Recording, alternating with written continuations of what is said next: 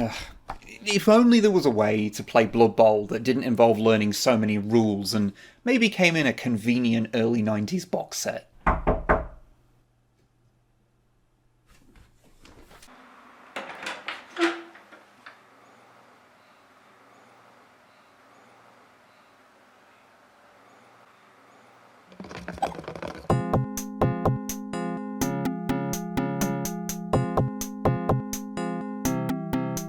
Greetings, Darkside Cowboys, and welcome to Codex Compliant.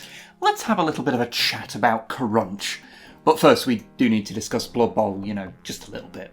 Blood Bowl is a tabletop game from Games Workshop which can simply be described as what if American football had orcs and was 10 to 15% more violent. It's had many editions since its release in 1986, and while appearing to exist within the Warhammer Fantasy universe, since it contains the same factions, places, etc., it's very much doing its own thing and has a much lighter tone to it.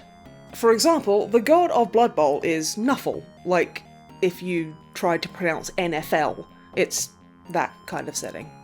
However, like a lot of GW's products, Blood Bowl is a game with a not inconsequential amount of rules to learn. So, in 1991, when they were putting together a range of simplified games to get new, often younger players interested in their settings, it made sense that alongside simplified games for Warhammer 40,000, Warhammer Fantasy, and Warhammer 40,000 again, but with spaceships, they'd make one for Blood Bowl too. It was called Kerrunch and was by Andy Jones. And Kerrunch is a very satisfying word to say, which is fortunate since we'll be saying it a lot in this video. Also, just like Space Fleet, the other game in this series that we've covered, this copy was sent to us by our good friend Seamus, so thank you very much for that. And you know what? As people who have played a lot of GW's games over the years and yet have somehow never played Blood Bowl, I suppose we're at least somewhat within the demographic this kind of thing was meant for. So let's see if it can entice us into wanting to play Blood Bowl proper. Let's start at the beginning by opening up the box and seeing what's inside. You get 6 interlocking tiles that make up the board/pitch, team sheets, tackle charts, and injury boxes for each team, some dice and balls, 24 player miniatures, the same adverts that we got in Space Fleet, and a blessedly short set of rules. Oh, and this whole series of beginner box sets shared the use of the lid of the box in their game mechanics. As we mentioned in the Space Fleet video, we're not convinced this is the best idea, as now the box also needs to be kept in good condition, lest it affect how the dice roll in it. But at least that's not much of an issue here, seeing as this copy is in unreasonably, unsettlingly good condition. I mean, we've bought things new and the boxes have arrived in worse condition than this. The miniatures that come with the game are quite basic, as they're all just single pieces of late 80s plastic, but the 4 types of player, human, orc, elf and dwarf, are all in their own colour, meaning that even if you're not painting them, they still remain easily identifiable during play. The astonishingly observant of you may have noticed that there are actually only 22 minis here rather than the 24 we stated earlier. That's because the one place where this copy is showing its age is that it's missing an elf and a dwarf, meaning that both teams are 11-man strong rather than the original 12. Although, since we don't know how many people are actually on an American football team in reality, I have no idea how blasphemous that is. Oh, they're only supposed to have 11 anyway. Huh. Okay, when I wrote that blasphemous line, I was just being hyperbolic, but according to Blood Bowl, Nuffle's sacred number is actually 11 because that's the amount of people that are on a Blood Bowl team, so having 12 people might actually be blasphemous. Regardless, Seamus did provide an extra orc and human should we want to have the teams at their intended number, even if their composition is a little off from the original intention. The sculpts for these minis are big and chunky, of a type that could likely be thrown across a room and eaten by a dog without sustaining too much visible damage. And they all previously appeared in other box sets from the late 80s, with the humans and orcs coming from Blood Bowl's 2nd edition box from 1988, and the elves and dwarves coming from 1989's Dungeon Bowl. Actually, a lot of bits are reused from 2nd edition Blood Bowl. On the inside of the box, there's artwork and descriptions of several teams that are all ripped straight from the main rulebook, just with the text reworded a little bit. Several photos of the models appear to be of people playing Blood Bowl instead of Kerrunch, and even the appealing cover art by Chris Baker was previously used on the Star Players book. Also, it looks like the board itself is from the 1st edition of Blood Bowl as well. Opening the rules, you do get a little bit of background info.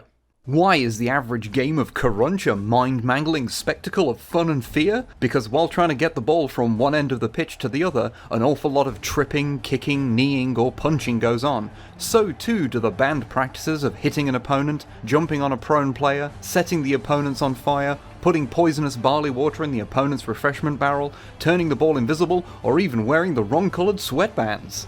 All these tactics may go against the letter of the law in Kerrunch, but they certainly add spice to the action. The teams taking part argue that any means justify scoring those elusive touchdowns and winning the game. Okay, so if Blood Bowl exists in a sort of similar but different timeline to Warhammer Fantasy, does that mean that Kerrunch exists in another similar but different timeline where the only real difference is that Blood Bowl is called Kerrunch? Or is it more of a thing where Blood Bowl is like the Premier League and Kerrunch is like the Vanarama National League? That was a joke specifically for my dad. I hope he enjoyed it. There's also a little info on the two teams in the box. The Bright Crusaders, who are a human and dwarf team who are the nice guys of Kerrunch, and the Darkside Cowboys, who consist of orcs and elves and are the opposite of friendly. They're unfriendly. They also have a much better name. The aim of the game is to get 3 touchdowns. To do this, a player must get one of their models to their opponent's end zone while holding the ball. To start the game, each player sets their team up in their end zone, places a ball in one of the centre tiles, and rolls off to see who goes first. In their turn, a player first rolls a d6. The number they get is how many spaces their models can move that turn. If a model ends up in an adjacent square to one of their opponent's models, they can tackle it regardless of whether they have the ball or not. Each type of model gets a specific amount of dice to roll for a tackle, and they do so in the lid. If any dice land on the hit squares, then the tackle was successful. So you take the highest number roll from all those hits and compare it to the tackle chart, which will tell you what effect it has on the target model. From nothing, to being stunned for a turn, to being injured, or even being killed. Injured players are removed from play but can come back, and killed players are unfortunately gone for the rest of the game. You can also pass the ball from one model to another, similarly by rolling a set amount of passing dice in the lid. As long as one of them lands on a hit, the pass succeeds. If it doesn't, the ball scatters, which also happens if someone with the ball is tackled, which you again do by rolling in the lid as a cheap alternative to a scatter dice. When someone scores a touchdown, the players are returned to their end zone and any injured models get a chance to return to the game. And that's about it for the basic rules. It's not a very complicated game. Although one aspect that does mix it up is that the teams are not identical.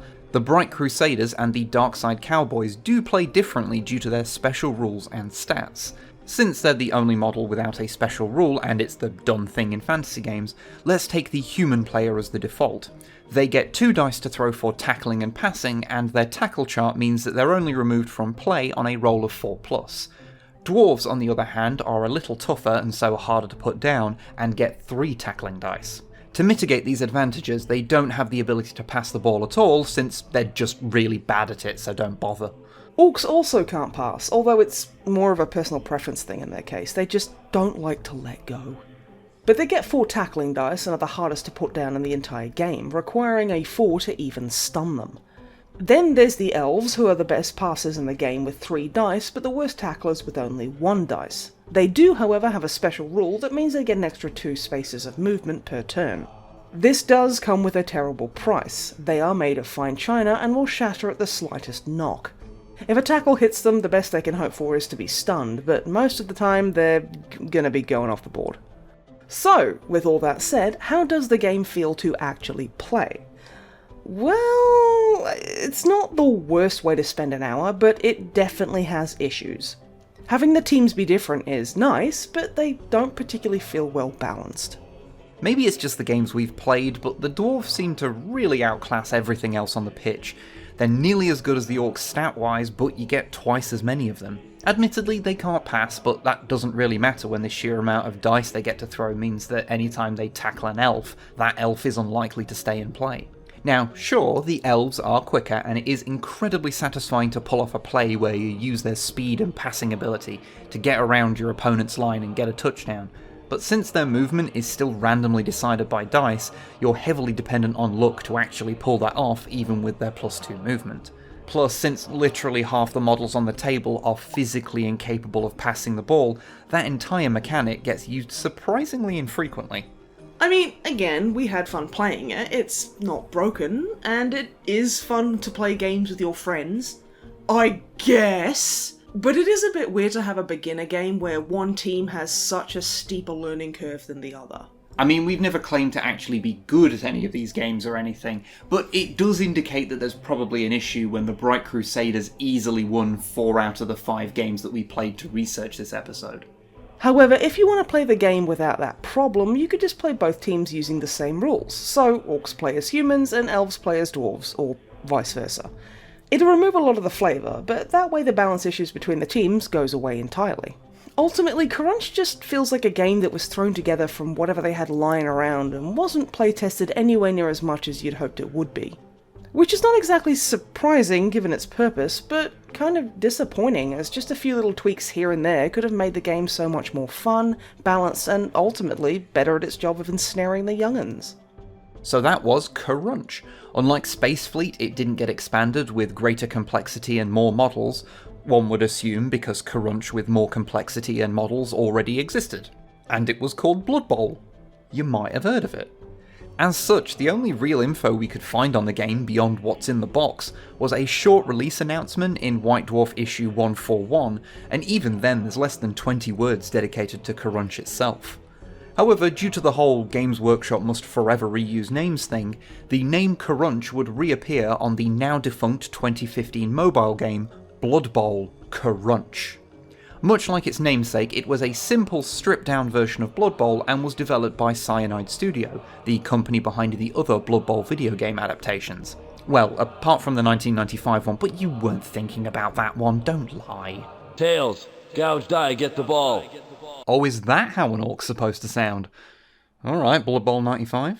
Plus, although not using the same name, the spirit of Kerrunch would live on when GW revisited the idea of making a small introductory version of Blood Bowl with Blitz Bowl in 2018, which has had a few iterations of its own over the last few years, although I don't think any version of it was ever officially released in the UK. I guess they assumed that if you're living in a country with as dense a population of Warhammer stores as we do, anyone interested in Blood Bowl has probably already played it, so there's no real need for an introductory version. So, Kerrunch is fine. Did it leave us with a burning desire to play Blood Bowl? Not really, if we're honest. However, it does have a very fun name that we got to say a bunch. Kerrunch. Kerrunch. Hello there, thank you for watching. If you wish to support this cry for help in the form of a YouTube channel, then a like, comment or sub would be very much appreciated. The names going by are the names of some truly powerful individuals who express that power by pledging to our Patreon campaign, which funds the creation of these videos by putting food in our gaping maws. Regardless, stay safe out there and look after each other.